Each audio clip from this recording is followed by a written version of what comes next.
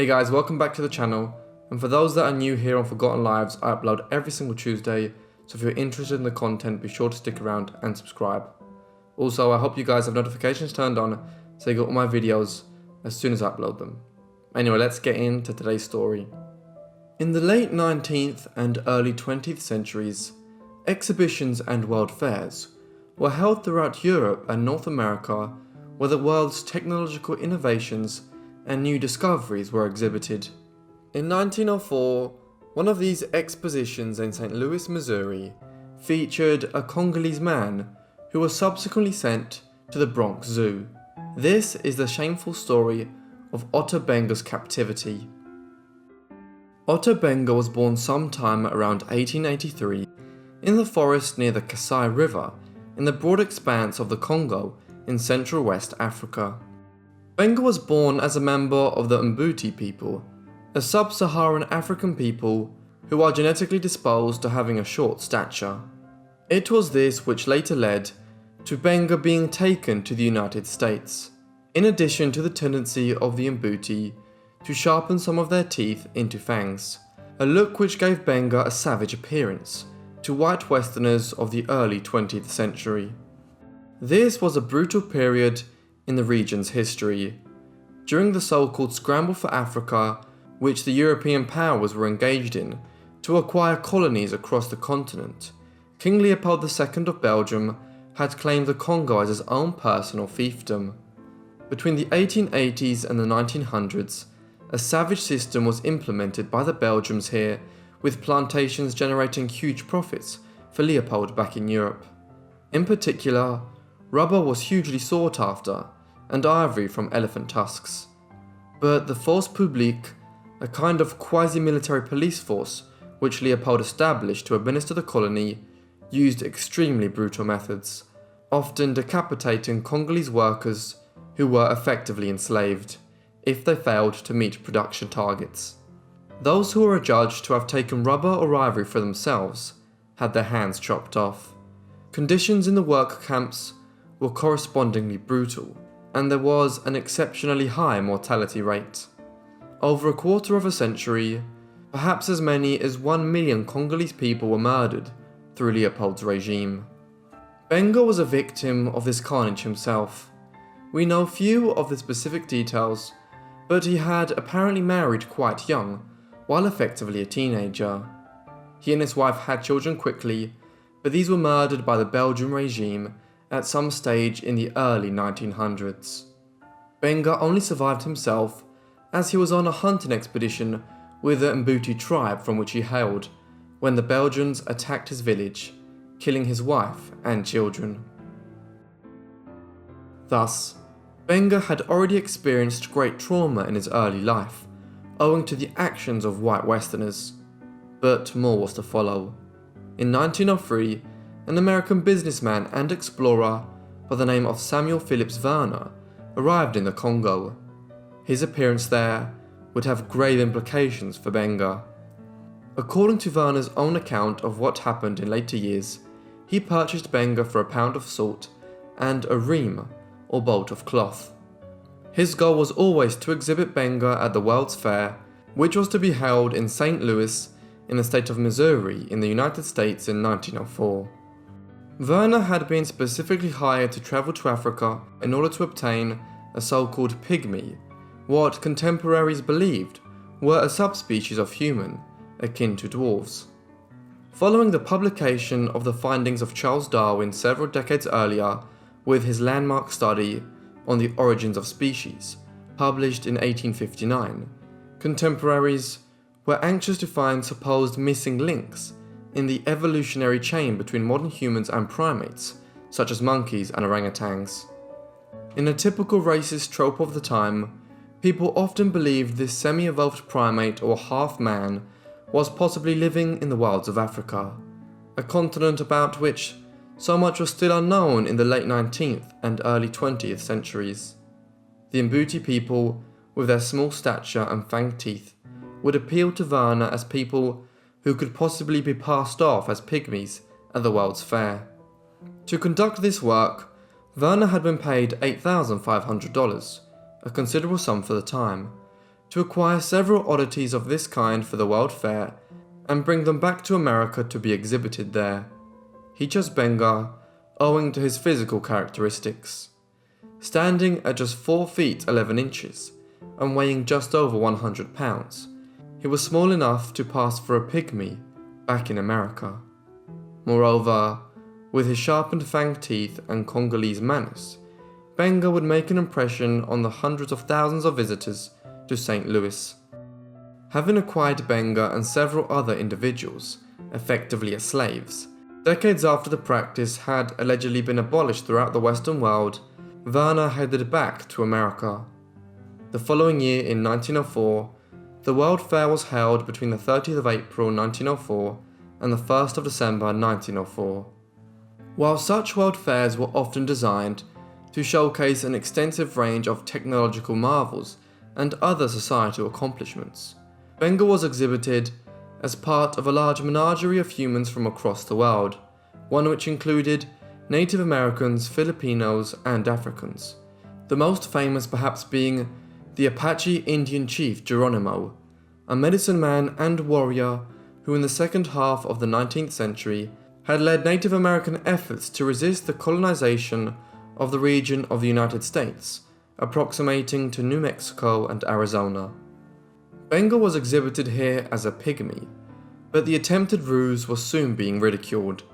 A newspaper editorial at the time remarked that, "We do not quite understand all the emotion which others are expressing in the matter. Ota Benga, according to our information, is a normal specimen of his race or tribe, with a brain as much developed as are those of its other members." Thus, despite Werner and the organisers of the fair's efforts to portray the 4 foot 11 inches tall Benga as an example of the missing link in the evolutionary chain, few were entirely convinced. Benga did not take his parading in St. Louis lightly, and there are reports of him resisting Werner and his captors during the course of the exhibit in St. Louis. Indeed, he and his fellow Africans caused such unrest that at one point, the 1st Illinois Regiment, a division of the United States military, had to be called in to quell the disturbance. Benga had obviously impressed Geronimo during this quarrel, and so the Apache chief gave the African one of his arrowheads as a token of his respect. With the World's Fair drawing to a conclusion in St. Louis, Werner doubted what he would do with Benga. At first, he travelled back to Africa along with many of the other Africans who had been brought to America for the World's Fair. But his time back home was troubled. He quickly married for a second time, and his new wife just as quickly died, this time from a poisonous snake bite. Moreover, Benga could not readjust to life in Africa, and when Werner set off on his return journey to America, Benga made the curious decision to travel with him. There he briefly found some work and lodgings in the American Museum of Natural History in New York City. But a dispute arose here before long between Werner and the museum's curator, Henry Bumpus, over the salary which had been requested for Benga. A more lasting solution, though, seemed to have presented itself in an offer from the director of the New York Zoological Society, which was primarily charged with the running of the Bronx Zoo in New York City, when the director there, William Hornaday, offered to give Benga a job looking after certain African animals, which Hornaday believed Benga would be naturally disposed to get along with. However, before long, Hornaday noticed that guests to the zoo were more interested in Benga than they were in the animals he was looking after.